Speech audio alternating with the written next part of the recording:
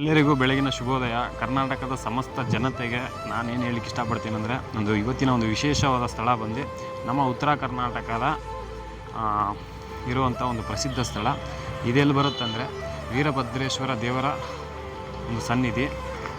ಇದನ್ನು ನಾವು ಉತ್ತರ ಕರ್ನಾಟಕದ ಕಾಶಿ ಅಂತ ಕರಿತೀರಿ. ಏನಕ್ಕಂದರೆ ವಾರಣಾಸಿಯಲ್ಲಿ ಇರುವಂಥ ಕಾಶಿ ಬಂದು ಅಲ್ಲಿ ಅಸ್ಥಿಗಳನ್ನು ಯಾವ ರೀತಿ ನಾವು ಒಂದು ಸತ್ತವರ ನಮ್ಮ ಮನೆಗಳಲ್ಲಿ ಹಿರಿಯರು ಯಾರಾದರೂ ಅಕಸ್ಮಾತ್ ಡೆತ್ ಆದಾಗ ಅವರ ಒಂದು ಅಸ್ಥಿಯನ್ನು ಎತ್ಕೊಂಡಾಗ ಅಲ್ಲಿ ಬಿಡೋ ಬದಲು ಉತ್ತರ ಕರ್ನಾಟಕದ ಜನ ಎಲ್ಲ ಇಲ್ಲಿ ಬಂದು ಬಿಡ್ತಾರೆ.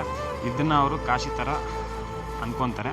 ಇಲ್ಲಿ ಬಿಟ್ಟರೂ ಕೂಡ ಅವರಿಗೆ ಒಂದು ಮೋಕ್ಷ ಸಿಗುತ್ತೆ ಅನ್ನೋ ಒಂದು ನಂಬಿಕೆ ಇಲ್ಲಿನ ಒಂದು ಜನರ. ಪ್ರತಿಯೊಂದು ಬೇರೆ ಬೇರೆ ಕಡೆಯಿಂದ ಎಲ್ಲ ಕಡೆಯಿಂದ ಬಂದು ಈ ಒಂದು ದೇವಸ್ಥಾನದಲ್ಲಿ ಅಸ್ಥಿಯನ್ನು ಬಿಡ್ತಾರೆ. ನೋಡಿಸ್ತೀನಿ ಬನ್ನಿ ಯಾವ ಥರ ಈ ದೇವಸ್ಥಾನ ಇದೆ ಅಂತ ನೋಡಿ. ನೋಡಿ, ಇಲ್ಲಿ ಕಾಗೇನ ನದಿ ಅಂತ ಇದೆ, ತುಂಬ ಒಂದು ಪ್ರಸಿದ್ಧ ನದಿ. ಯಾವ ಥರ ಇದೆ ಅಂತ ಇಲ್ಲಿ ಈ ದೇವಸ್ಥಾನಕ್ಕೆ ಯಾರಾದರೂ ಬಂದರೆ ಸ್ನಾನ ಮಾಡಲಿಕ್ಕೆ ಇದು ತುಂಬ ಒಂದು ಒಳ್ಳೆಯ ಸ್ಥಳ.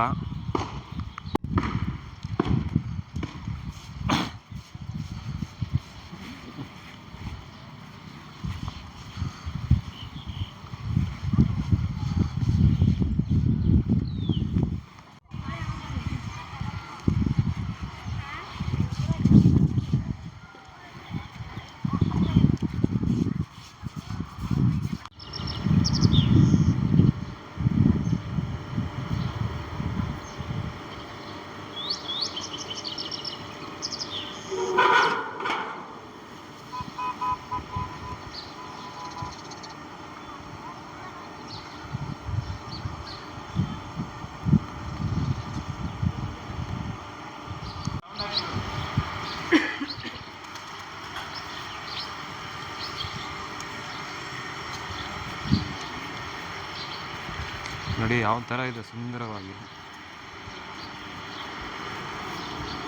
ತುಂಬ ಅದ್ಭುತವಾಗಿದೆ. ಸುಮಾರು ಒಂದು 500 ವರ್ಷಗಳ ಹಿಂದಿನ ಒಂದು ಮಂಟಪ. ನೋಡಿ, ಇಂದಿನ ಕಾಲದಲ್ಲಿ ಪುರಾತನವಾಗಿ ಕಟ್ಟಿರುವಂಥ ದೇವಾಲಯ ಇದು. ಕಲ್ಲಿನಲ್ಲಿ ಕಟ್ಟಿರುವಂಥ ಕೆತ್ತನೆಯ ದೇವರು, ಶಿವಲಿಂಗದ ಒಂದು ದೇವರು, ನಮ್ಮ ದೇವಸ್ಥಾನ ಇದು.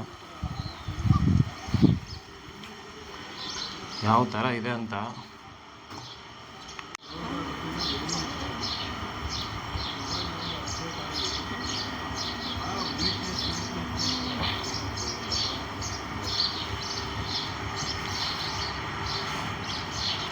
ಬರಲಿ ನೋಡು.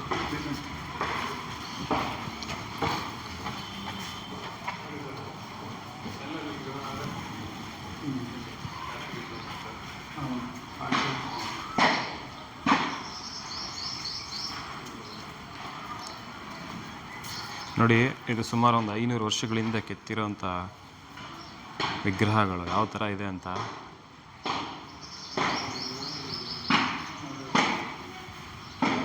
ಸುಮಾರು ಒಂದು 300-400 ವರ್ಷಗಳ ಹಿಂದಿನ ದೇವಸ್ಥಾನ, ಕಾಶಿ ವಿಶ್ವನಾಥ ದೇವಸ್ಥಾನ.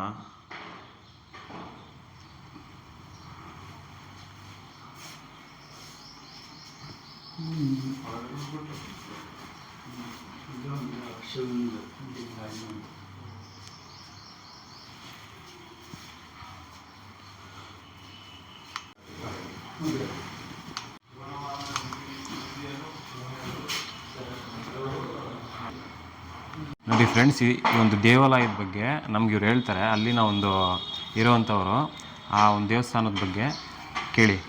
ವಿಶ್ವನಾಥ ದೇವಸ್ಥಾನ ಇದೆಯಲ್ಲ, ಅದೇ ರೀತಿ ಇಲ್ಲಿ ದಕ್ಷಿಣ ಕಾಶಿ ಇದು ನೀಲಕಂಠ ಕಾಳೇಶ್ವರ ದೇವಸ್ಥಾನ, ವಿಶ್ವಪ್ರಸಿದ್ಧ ದೇವಸ್ಥಾನ. ಇದರಲ್ಲಿ ನಂದಿ ಬೆಳೀತಾ ಇರುತ್ತೆ. ಏನು ಮಾಡಿದ್ದಾರೆ, ಭುಜದ ಮೇಲೆ ಇದು ಬರುತ್ತಲ್ಲ, ಅಂದರೆ ಗಡಾರಿ. ನಮ್ಮ ಕಡೆ ಗಡಾರಿ ಅಂತಾರೆ, ಈ ಕಡೆ ಆರೆ ಅಂತಾರೆ. ಅದರಲ್ಲಿ ಹೊಡೆದು ನಿಲ್ಲಿಸಿರೋದಕ್ಕೆ ಇದು ಅಷ್ಟಕ್ಕೆ ನಿಂತಿದೆ. ಈಗ ಬೆಳೀತಾ ಇದೆ. ಇರ್ತಾವಲ್ಲ ಎಲ್ಲ ಇರ್ತವೆ ಆ ಥರ. ನೋಡಿ, ಇಂದಿನ ಕಾಲದಲ್ಲಿ ಅಂತ ಕಟ್ಟಿರೋಂಥ ದೇವಸ್ಥಾನಗಳು ಯಾವ ಥರ ಇದೆ ಅಂತ. ಯಾವುದೇ ಒಂದು ಟೆಕ್ನಾಲಜಿ ಕೂಡ ಇಲ್ಲಿ ಉಪಯೋಗಿಸಿಲ್ಲ. ಸಿಮೆಂಟು ಯಾವುದೇ ರೀತಿ ಒಂದು ಇದನ್ನು ಉಪಯೋಗಿಸ್ತೀರ. ಕಲ್ಲಿನಲ್ಲಿ ಕೆತ್ತನೆ ಮಾಡಿರುವಂಥ ದೇವಸ್ಥಾನ ಯಾವ ಥರ ಇದೆ ನೋಡಿ, ಅದ್ಭುತವಾಗಿ. ಕಂಬಗಳಿಗೆ ಯಾವ ಥರ ಒಂದು ಡಿಸೈನನ್ನು ಮಾಡಿದ್ದಾರೆ ಹಿಂದಿನ ಕಾಲದಲ್ಲಿ, ಆಗಿನ ಕಾಲದ ಒಂದು ಶೈಲಿನಲ್ಲಿ. ಇದನ್ನು ದಕ್ಷಿಣ ಕಾಶಿ ಅಂತ ಕರೀತಾರೆ. ನಮ್ಮ ಒಂದು ಉತ್ತರ ಕರ್ನಾಟಕದ ಒಂದು ಪ್ರಸಿದ್ಧ ದೇವಾಲಯ ಇದು, ದಕ್ಷಿಣ ಕಾಶಿ ಅಂತ ಕರೀತಾರೆ. ಪ್ರಸಿದ್ಧವಾಗಿದೆ.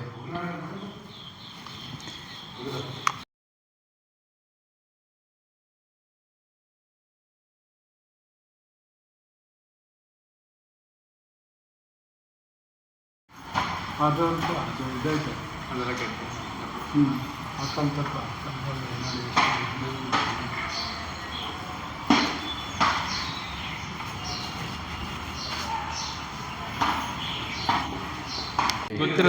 ನೋಡಿ. ನಮ್ಮ ಜಾಸ್ತಿ ಗೊತ್ತಿರ್ಬೇಕಲ್ಲ, ಗೊತ್ತಿದ್ದಷ್ಟು ಅಷ್ಟೇ ಹೇಳಿ ಸರ್, ಗೊತ್ತಿರೋ ಅಷ್ಟೇ ಹೇಳಿ. ಆ ದೇವಸ್ಥಾನದ ಬಗ್ಗೆ ಏನಾದರೂ ಒಂದು ಹೇಳಿ, ಈ ದೇವಸ್ಥಾನದ ಬಗ್ಗೆ. ಶ್ರೀ ನೀಲಕಂಠ ಕಾಳೇಶ್ವರ ದೇವಸ್ಥಾನ ಅತ್ಯಂತ ಪುರಾತನವಾಗಿರ್ತಕ್ಕಂಥ ದೇವಸ್ಥಾನ.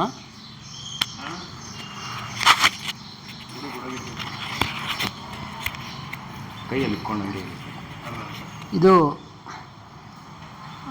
ಹಂಪೆ ಹಳೆಬೇಡು ಮಾದರಿಯಲ್ಲಿ ಶಿಲ್ಪಕಲಾ ಗತವೈಭವವನ್ನು ಬೀರ್ತಕ್ಕಂಥ ದೇವಸ್ಥಾನವಾಗಿದ್ದು, ಜೊತೆಗೆ ಹಿಂದಿನ ಪೂರ್ವಜರು ಹೇಳುವ ಹಾಗೆ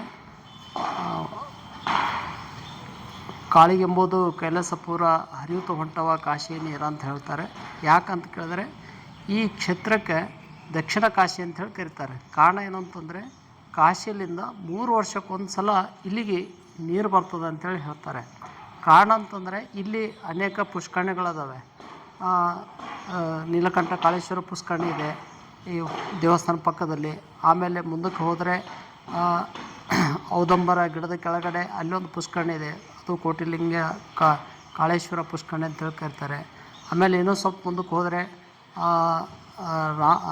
ರಾಮ ಪುಷ್ಕರಣಿ ಅಂಥೇಳಿದೆ, ರಾಮನ ಪುಷ್ಕರಣಿ. ಆಮೇಲೆ ವಿಷ್ಣು ಮಂದಿರ ಪುಷ್ಕರಣಿ ಅಂತೇಳಿದೆ. ಈ ಥರ ಪುಷ್ಕರಣಿಗಳದಾವೆ. ಜೊತೆಗೆ ಇಲ್ಲಿ ಈ ಪುಷ್ಕರಣಿಗಳ ಮಧ್ಯದಲ್ಲೇ ರೌದ್ರವತಿ ಅಂತಕ್ಕಂಥ ಒಂದು ನದಿಯೂ ಕೂಡ ಹರಿತಾ ಇರ್ತದೆ. ಆಮೇಲೆ ಇನ್ನೊಂದು ವಿಶೇಷತೆ ಏನಂತಂದರೆ, ಎಂಥ ಬರಗಾಲದಲ್ಲಿಯೂ ಕೂಡ ಇಲ್ಲಿನ 1 ಇಂಚು ಸಹ ನೀರು ಕಡಿಮೆ ಆಗದೇ ಇರತಕ್ಕಂಥ ಒಂದು ಜಲ ಸಂಪನ್ಮೂಲ ಇಲ್ಲಿದೆ. ಅದು ಯಾವ ರೀತಿ ಅಂತಂದರೆ, ಒಂಥರ ಎಳೆನೀರಿನ ಥರ ಇಲ್ಲಿ ನೀರನ್ನು ಬುಗ್ಗೆಗಳ ಮುಖಾಂತರ ಚಿಮ್ತಕ್ಕಂಥದ್ದನ್ನು ನಾವು ಪ್ರತಿ ದಿವಸನೂ ಕೂಡ ನಾವು ಇಲ್ಲಿ ಕಾಣ್ತಾ ಇದ್ದೀವಿ. ಮಳೆಗಾಲ ಇರಲಿ, ಚಳಿಗಾಲ ಇರಲಿ ಅಥವಾ ಬೇಸಿಗೆ ಕಾಲ, ಎಲ್ಲ ಕಾಲದಲ್ಲೂ ಕೂಡ ಇಲ್ಲಿ ನೀರಿನ ಪ್ರಮಾಣ ಅಷ್ಟೇ ಸಮತಟ್ಟಾಗಿರ್ತಕ್ಕಂಥ ನೀರು ಇಲ್ಲಿ ಹರಿತಾ ಇರ್ತದೆ. ಇಲ್ಲಿ ಯಾವುದೇ ಥರ ನೀರಿನ ಕೊರತೆ ಇಲ್ಲ. ಆಮೇಲೆ ಇಲ್ಲಿ ಜ್ಯೋತಿರ್ಲಿಂಗಗಳದಾವೆ. ಈಗೇನು ನಾವು ಬೇರೆ ಬೇರೆ ಕಡೆಗೆ ಜ್ಯೋತಿರ್ಲಿಂಗ ದರ್ಶನಕ್ಕೆ ಹೋಗ್ತೀವಲ್ಲ, ಆ ಎಲ್ಲ ಜ್ಯೋತಿರ್ಲಿಂಗಗಳು ಈ ನೀಲಕಂಠ ಕಾಳೇಶ್ವರ ದೇವಸ್ಥಾನದ ಸಂಕೀರ್ಣದಲ್ಲಿ, ಅಂದರೆ ಈ ಕೇಂದ್ರೀಕೃತವಾಗಿಟ್ಕೊಂಡು ಸುತ್ತಮುತ್ತಲೆಲ್ಲ ಇಲ್ಲಿ ಲಿಂಗಗಳ ದರ್ಶನವೇ ನಮಗೆ ಕಾಣ್ತಾ ಇರ್ತದೆ. ಜೊತೆಗೇ ಇದರ ಪಕ್ಕದಲ್ಲಿನೇ ಸೂರ್ಯನಾರಾಯಣ ಮಂದಿರವೂ ಕೂಡ ಇದೆ. ಅಲ್ಲಿಯೂ ಸಹ ನಾವು ಶಿವಲಿಂಗಗಳನ್ನು ನಾವು ಕಾಣ್ಬೋದು.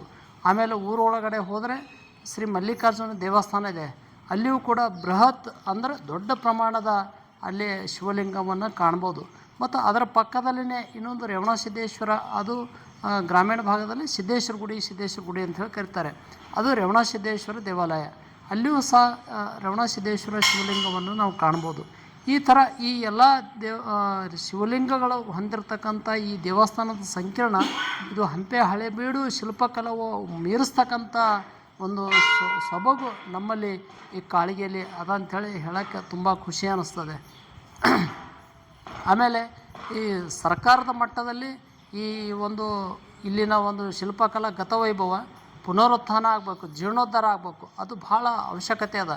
ಇದನ್ನೇ ನಾವು ಬೇರೆ ಈಗ ದಕ್ಷಿಣ ಕನ್ನಡನೋ ಅಥವಾ ಉತ್ತರ ಬೇರೆ ಮಂಗಳೂರು ಉಡುಪಿ ಭಾಗದಲ್ಲಿ ಈ ರೀತಿಯ ಒಂದು ದೇವಸ್ಥಾನ ಆಗಲಿ, ಈ ರೀತಿಯ ಒಂದು ಜಲಸಂಪನ್ಮೂಲ ಅಲ್ಲಿ ಏನಾದರೂ ಇತ್ತು ಅಂತಂದರೆ ಇದನ್ನು ತುಂಬ ಅತ್ಯಂತ ವೈಭವೀಕರಿಸಿ ಅದನ್ನು ತುಂಬ ಡೆವಲಪ್ಮೆಂಟ್ ಮಾಡ್ತಾಯಿದ್ರು. ಆದರೆ ಇದು ನಮ್ಮ ಭಾಗದಲ್ಲಿ ಕಲಬುರಗಿ ಜಿಲ್ಲೆಯಲ್ಲಿ ಇರೋದ್ರಿಂದ ಇದು ಒಂಥರ ಒಂದು ಕಡೆಗೆ ಎಲ್ಲೋ ಇಚ್ಛಾಶಕ್ತಿ ಕೊರತೆ ಇರೋದ್ರಿಂದ ಈ ನಮ್ಮ ದೇವಸ್ಥಾನಗಳು ಬೆಳಕು ಚೆಲ್ತಕ್ಕಂಥ ಕೆಲಸ ಆಗ್ತಾಯಿಲ್ಲ ಅಂಥೇಳಿ ತುಂಬ ನೋವಿನಿಂದ ಹೇಳೋಕ್ಕೆ ಇಚ್ಛೆಪಡ್ತಾಯಿದ್ದೇನೆ. ನೋಡಿ, 1000 ವರ್ಷಗಳ ಇತಿಹಾಸ ಇರುವಂಥ ದೇವಸ್ಥಾನ ಯಾವ ಥರ ಇದೆ ಅಂತ. ಇದು ವೀರಭದ್ರೇಶ್ವರ ದೇವಸ್ಥಾನ.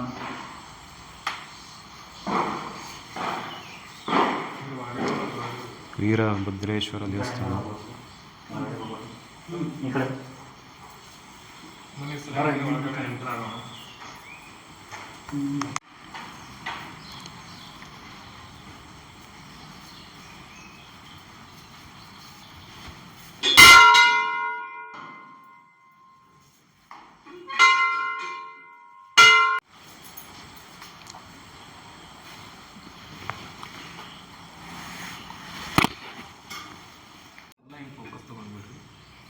ಇಲ್ಲೇನೋ ಬರ್ದಿರೋದಿದೆ. ಶಾಸನ ನೋಡಿ, ಹಿಂದಿನ ಕಾಲದಲ್ಲಿ ಬರೆದಿರುವಂಥ ಶಾಸನಗಳಿವು. ಯಾವ ಥರ ಬರೆದಿದ್ದಾರೆ ಕಲ್ಲಿನಲ್ಲಿ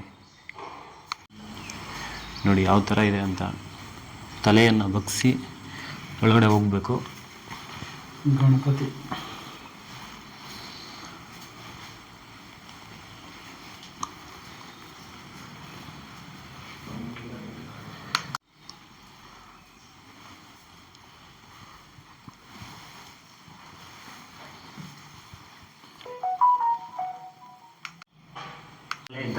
ನಾವು ಹೇಳ್ತಿದ್ರೆ ಒಂದ್ಸತಿ ನದಿಯಲ್ಲಿ ಪೂರ್ತಿ ಫುಲ್ ಆದ್ರೆ ಇದರಲ್ಲೆಲ್ಲ ನೀರು ಬರುತ್ತೆ.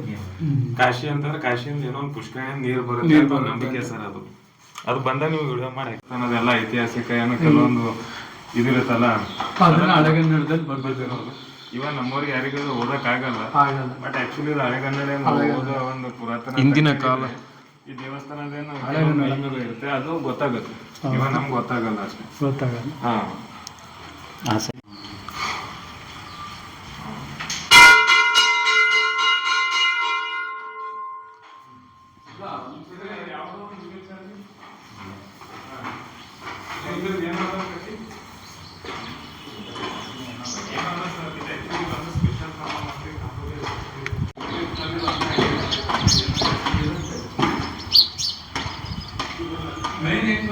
ಸುಮಾರು ಒಂದು 800-700 ವರ್ಷಗಳ ಹಿಂದೆ ಕಲ್ಲಿನಲ್ಲಿ ಕೆತ್ತಿರೋಂಥ ಒಂದು ವಿಗ್ರಹಗಳಿವೆಲ್ಲ ಸುಮಾರು ಹಿಂದಿನ ಕಾಲದಲ್ಲಿ, ಆಗಿನ ಕಾಲಕ್ಕೆ ಯಾವುದೇ ಒಂದು ಟೆಕ್ನಾಲಜಿ ಉಪಯೋಗಿಸ್ತೀರಾ ಇವುಗಳನ್ನೆಲ್ಲ ಕಲ್ಲಿನಲ್ಲಿ ಕೈಯಿನಲ್ಲೇ ಕೆತ್ತಿರೋದು. ಎಷ್ಟು ಅದ್ಭುತವಾಗಿ ಕೆತ್ತಿದ್ದಾರೆ, ತುಂಬ ಸುಂದರವಾಗಿದೆ ನೋಡಿ ಯಾವ ಥರ ಇದೆ ಅಂತ. ಪ್ರತಿಯೊಂದು ಕಂಬದಲ್ಲಿ ಒಂದೊಂದು ದೇವರನ್ನು ಕೆತ್ತಿದ್ದಾರೆ ಹಿಂದಿನ ಕಾಲದಲ್ಲಿ. ಆದಷ್ಟು ಇಲ್ಲಿನ ಸರ್ಕಾರ ಗಮನ ವಹಿಸಬೇಕು. ಭಕ್ತಾದಿಗಳು ಗಮನ ವಹಿಸ್ಬೇಕು ಅಂತ ಎಲ್ಲ ಬರುವಂಥ ಭಕ್ತಾದಿಗಳು ಕೂಡ ಗಮನ ವಹಿಸಬೇಕು. ಮತ್ತು ಈ ದೇವಸ್ಥಾನನ ಇನ್ನೂ ಒಂದು ಜೀರ್ಣೋದ್ಧಾರ ಆಗಬೇಕು, ಬೇರೆ ಥರ ಮಾಡಬೇಕು ಇನ್ನೂ ಒಂದು ಸ್ವಲ್ಪ. ಎಲ್ಲ ನಮ್ಗೆ ಅರ್ಥ ಸರ್, ಏನಾದರೂ ಇನ್ಕಮ್ ಬಂದರೆ ಅರ್ಥ, ನಾನು ಮಾತ್ರ ನಮಗೆ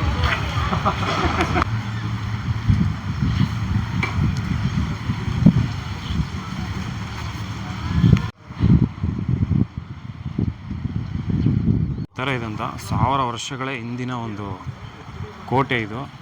ಹಿಂದಿನ ಕಾಲದ ಒಂದು ದೇವಸ್ಥಾನ ಯಾವ ಥರ ಪವಿತ್ರವಾಗಿದೆ ಅಂತ. 1000 ವರ್ಷಗಳ ಹಿಂದೆ ಕಟ್ಟಿರುವಂಥ ದೇವಸ್ಥಾನಗಳಿವು ಹಿಂದಿನ ಕಾಲದಲ್ಲಿ.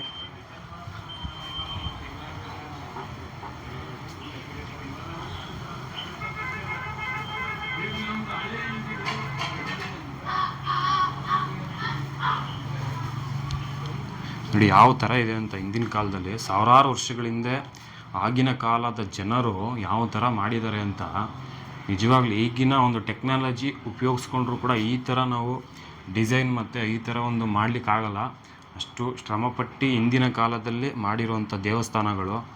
ಏನು ಮನವಿ ಮಾಡ್ಕೊತೀರ ಅಂದರೆ ಇಲ್ಲಿನ ಒಂದು ಗೌರ್ಮೆಂಟ್ಗೆ ಸರ್ಕಾರ ಇದ್ರ ಬಗ್ಗೆ ಒಂದು ಸ್ವಲ್ಪ ಗಮನವನ್ನು ವಹಿಸಬೇಕು. ಅದೇ ರೀತಿ ಈ ಒಂದು ದೇವಸ್ಥಾನಗಳನ್ನ ತುಂಬ ಒಂದು ಉತ್ತಮ ಸ್ಥಾನಕ್ಕೆ ತಗೊಂಡೋಗ್ಬೇಕು. ಯಾವ ಥರ ಇದೆ ಅಂತ ನೋಡಿ.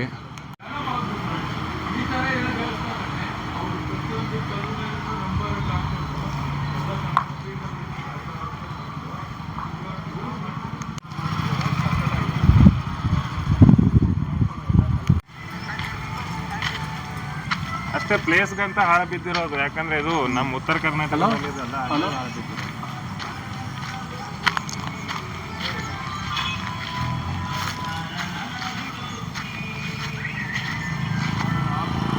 ಇದು ಒಂದು ತಾಲೂಕಿಗೆ ಇವತ್ತು ನಾವು ಬಂದಿದ್ದೀರಿ. ಇವತ್ತು ಇವರು ಆ್ಯಕ್ಚುಲಿ ನಮ್ಮ ಒಂದು ಕಾಶಿನಾಥ್ ಸರ್ ಅಂತ, ಇವರು ಬಂದು ಕಾಶಿನಾಥ್ ಸರ್, ಇವರು ಬಂದು ಸಚಿನ್ ಸರ್ ಅಂತ. ನಮಗೆ ಬೆಂಗಳೂರಲ್ಲಿ ನಮ್ಮ ಚಿಕ್ಕಪ್ಪ ಅವರ ಒಂದು ಮುಖಾಂತರ ಪರಿಚಯ ಆಗಿರೋದು. ಪಾಪ ಇವ್ರು ಕರೆದ್ರು, ತುಂಬ ಸರಿ ಫೋನ್ ಮಾಡಿ ಕರೆದಿದ್ದಾರೆ ಇಲ್ಲಿಗೆ, ಬನ್ನಿ ಸರ್ ಇಲ್ಲಿ ಒಳ್ಳೆ ದೇವಸ್ಥಾನಗಳಿದ್ದಾವೆ, ಮಾಹಿತಿ ತಿಳಿಸ್ಕೊಡ್ತೀರಿ ಅಂತ. ನಾವು ಇವತ್ತು ಬಂದಿದ್ದೀರಿ. ಪಾಪ ತುಂಬ ಒಂದು ಅದ್ಭುತವಾಗಿದೆ ದೇವಸ್ಥಾನ. ಯಾಕಂದರೆ ವಾರಣಾಸಿಯಲ್ಲಿ ಯಾವ ಥರ ಒಂದು ಕಾಶಿ ದೇವಸ್ಥಾನ ಇದೆಯೋ, ಕಾಶಿ ಅಲ್ಲಿ ಹಿಂದಿನ ಕಾಲದಲ್ಲಿ ನಮ್ಮ ಒಂದು ಪೂರ್ವಜರು ಸತ್ತಾಗ ಅವರ ಅಸ್ಥಿನ ಎತ್ಕೊಂಡೋಗಿ ಅಲ್ಲಿ ಬಿಡ್ತಾರೆ. ಅಲ್ಲಿ ಬಿಟ್ಟಾಗ ಅವರಿಗೆ ಒಂದು ಮುಕ್ತಿ ಸಿಗುತ್ತೆ ಅನ್ನೋದು ಒಂದು ನಂಬಿಕೆ. ಅದೇ ರೀತಿ ಉತ್ತರ ಕರ್ನಾಟಕದ ಇಲ್ಲಿನ ಜನರು ಈ ಒಂದು ಕಾಶಿ, ದಕ್ಷಿಣ ಕಾಶಿ ತುಂಬ ಒಂದು ಪ್ರಸಿದ್ಧವಾಗಿರುವಂಥ ಸ್ಥಳ. ಇಲ್ಲಿಗೆ ಬಂದು ಆ ಒಂದು ಅಸ್ಥಿಯನ್ನು ಬಿಟ್ಟಾಗ ಇವ್ರಿಗೆ ಒಂದು ಮೋಕ್ಷ ಸಿಗುತ್ತೆ ಅಂತ ಅವ್ರು ನಂಬಿದ್ದಾರೆ. ಅದೇ ರೀತಿ ಪಾಪ ಇವರಿಬ್ಬರು ಬಂದು ನಮಗೆ ಎಲ್ಲ ಥರದ ಒಂದು ಮಾಹಿತಿ ಕೊಟ್ಟಿದ್ದಾರೆ. ಹೇಳಿ ಸರ್ ನಿಮ್ಮ ಬಗ್ಗೆ ಏನಾದರೂ.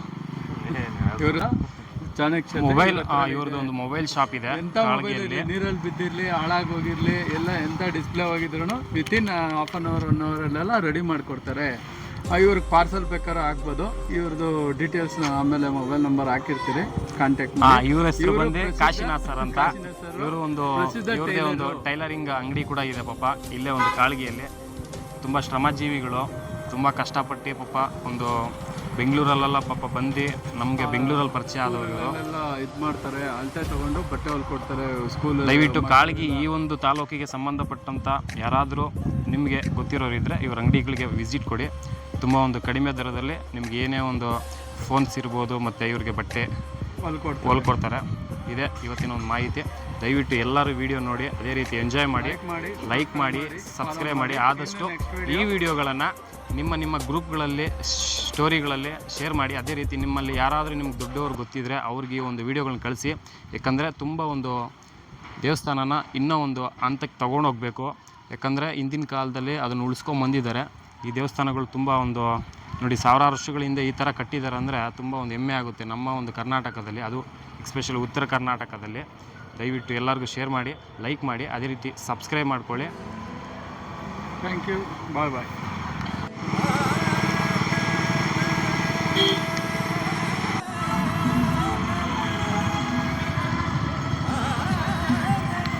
ಈ ನದಿ ಹೆಸರು ಬಂದು ರೌದ್ರಾವತಿ ನದಿ. ಇದು ಕೂಡ ಮಳೆಗಾಲದಲ್ಲೂ ಕೂಡ ತುಂಬ ನೀರು ತುಂಬ ಹರಿಯುತ್ತೆ. ಯಾಕಂದರೆ ಈ ಬ್ರಿಡ್ಜ್ ಇದೆಯಲ್ಲ, ಈ ಬ್ರಿಡ್ಜ್ ಮೇಲೆ ಹೋಗುತ್ತೆ ನೀರು. ಇವಾಗ ಬೇಸಿಗೆ ಕಾಲ ಆಗಿರೋದ್ರಿಂದ ನೀರು ಕಡಿಮೆ ಇದೆ. ಆದರೂ ಯಾವುದೇ ಒಂದು ವರ್ಷ ಕೂಡ ನೀರು ಇಲ್ಲಿ ಖಾಲಿಯಾಗಿದ್ದೇ ಇಲ್ಲ. ಪ್ರತಿ ವರ್ಷ ಪ್ರತಿದಿನ ನೀರು ಇದ್ದೇ ಇರುತ್ತೆ ಈ ಒಂದು ನೀರೊಳಗೆ. ನೋಡಿ ಅಲ್ಲಿ ಕಾಣಿಸ್ತಾ ಇದೆಯಲ್ಲ, ಅದೇ ದೇವಸ್ಥಾನ. ಇಲ್ಲಿ ಅಸ್ಥಿಗಳನ್ನು ಬಿಡೋದಿಲ್ಲ, ಅಂದರೆ ಆ ಒಂದು ದೇವಸ್ಥಾನದ ಹತ್ರ ಅಸ್ಥಿಗಳನ್ನು ವಿಸರ್ಜನೆ ಮಾಡ್ತಾರೆ. ಪ್ರತಿದಿನ ನೀರು ಹರಿಯುತ್ತೆ, ನಿಲ್ಲಲ್ಲ. ವಿಡಿಯೋ ಮಾಡೋಕ್ಕೆ ಮತ್ತು ಇಲ್ಲಿಗೆ ಬಂದು ನಮಗೆ ಈ ಒಂದು ದೇವಸ್ಥಾನದ ಬಗ್ಗೆ ಮಾಹಿತಿ ಕೊಡೋಕ್ಕೆ ನಮ್ಮ ಸಚಿನ್ ಸರ್ ಅವರೇ ಅದಕ್ಕೆ ಕಾರಣ. ಅವ್ರಿಗೆ ತುಂಬ ಹೃದಯವಾದ ಧನ್ಯವಾದಗಳು ಸಲ್ಲಿಸ್ಬೇಕು ನಾವು. ಅದೇ ರೀತಿ ನಮ್ಮ ಕಾಶಿನಾಥ್ ಸರ್ ಕೂಡ ಇದ್ದಾರೆ ನೋಡಿ, ಅವ್ರಿಗೆ ತುಂಬ ನಾಚಿಕೆ, ಹೊರಗಡೆ ಹೋಗ್ತಾರೆ. ಇವರು ಕೂಡ ಪಾಪ ಬಂದು ಈ ದೇವಸ್ಥಾನದ ಬಗ್ಗೆ ಒಂದು ಪುರಾತತ್ವದ ಬಗ್ಗೆ ನಮ್ಗೆ ಹೇಳಿದ್ದಾರೆ. ಒಳ್ಳೆಯದಾಗಲಿ, ಯಶಸ್ಸು ಸಿಗಲಿ, ಖುಷಿಯಾಗಿ ಇರಲಿ ಅವರು. Thank you, bye bye.